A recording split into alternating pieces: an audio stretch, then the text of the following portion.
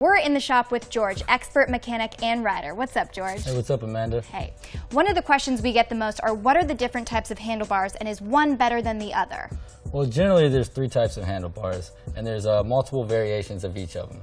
First, riser bars. This one is made to keep you in a more upright position on your bicycle, and it also gives you the opportunity to hold it wider.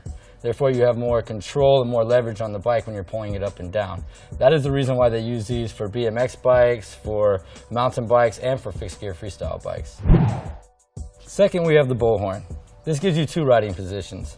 If you're casually riding, you could ride on the front of the bar like this, or if you want to get a little bit more aggressive and cut the wind, then you can come up to the front of the bar, and it's a really good position for riding aggressively in the street or climbing hills. Third, we have the drop bars. These are used on road bikes, touring bikes, cross bikes, and track bikes as a standard. This gives you three positions.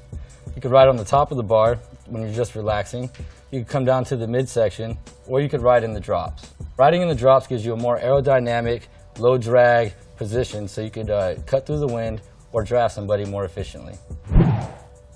So, would you mind showing us how to install handlebars on this bike? No problem. First, you have the faceplate off of the stem.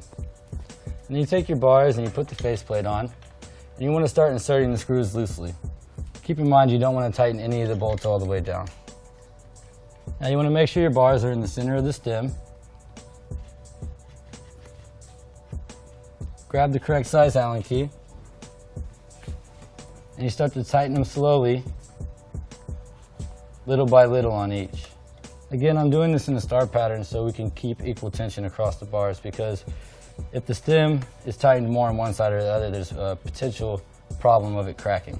So now that we have it kind of snug, we can put the handlebars in a position of your liking. Typically, if you're putting them on for somebody, you want the bottom part of the drop bar to be parallel to the ground. Once you find your position, you take your 4 Allen key, you start to tighten. Alright, so once you think you've got the bolts all tensioned correctly, do a double check and make sure they're all where you want them to be. And that's all there is to it, and you're ready to ride.